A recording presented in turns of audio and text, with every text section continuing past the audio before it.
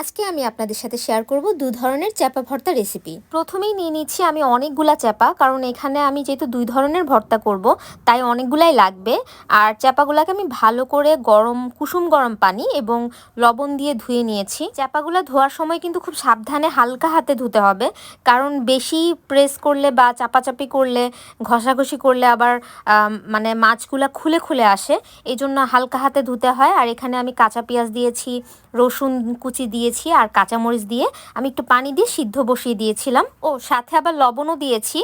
5 minute পর দেখতে পাচ্ছেন যে এরকম চ্যাপাগুলো সিদ্ধ হয়ে গিয়েছে এবং একদম মাছের যে কাঁটাগুলো আলাদা আলাদা দেখবেন খুলে আসতেছে। তখন এই যে কাঁটা চামচ দিয়ে আপনি আস্তে আস্তে করে মানে এই কাঁটাগুলো সরিয়ে নেবেন।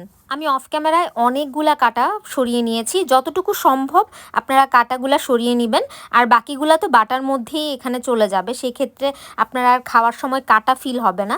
আমি এখানে পাটাটা ভালো করে ধুয়ে এবং মুছে শুকিয়ে নিয়েছিলাম। আর এখানে আমি এই যে কাঁচামরিচের যে চ্যাপাটা আমি করব, সে কাঁচামরিচ এবং চ্যাপা আমি দিয়ে আমি বেটে নিচ্ছিলাম ভালো করে। এই ভর্তাটার মধ্যে আমি কাঁচামরিচ বেশি ইউজ করছি, কারণ এটা শুধু কাঁচামরিচ দিয়েই ভর্তাটা হয়। এটা ঝালটা একদম আপনাদের টেস্ট অনুযায়ী দিবেন। আপনারা যদি ঝাল বেশি খান তাহলে একটু কাঁচামরিচ বেশি দিবেন, আর ঝাল কম খেলে তখন কম দিবেন। আমি একটু টেস্ট করে দেখেছিলাম, আমার কাছে লবণ কম মনে হচ্ছিল, তাই আমি আর একটু লবণ দিয়ে এটাকে একটু মাখিয়ে তারপর আমি প্লেটে তুলে নিচ্ছি। তারপর চলে যাচ্ছি সেকেন্ড ভর্তাতে। সেকেন্ড ভর্তাটা হচ্ছে লাল চ্যাপা ভর্তা যেটাকে বলে, এটা লাল মরিচ দিয়ে করা হয়।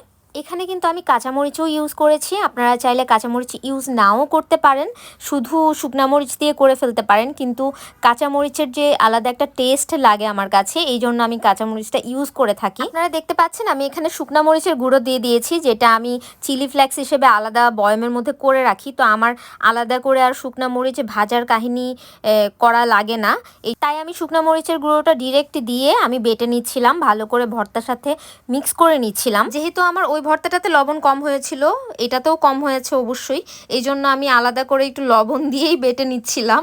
মানে লবণ দিয়ে বাটাটা একটু অদ্ভুত লাগতে পারে আপনাদের কাছে, আমার কাছে মনে হয়েছে না মাখিয়ে আমি লবণ দিয়ে বেটে ফেলি।